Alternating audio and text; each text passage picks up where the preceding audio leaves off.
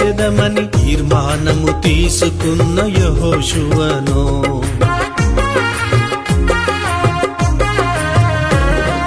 నేను నా ఇంటి వారు నిన్నే సేవించెదమని తీర్మానము తీసుకున్న యెహోషువను.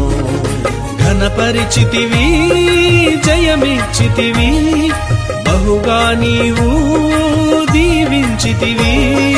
ఘనపరిచితివి, జయమిచ్చితివి, బహుగా నీవు దీవించితివి.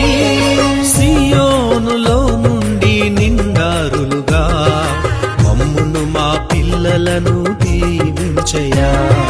సియోనులో నుండి నిండారులుగా మమ్మును మా పిల్లలను దీవించయ్యా.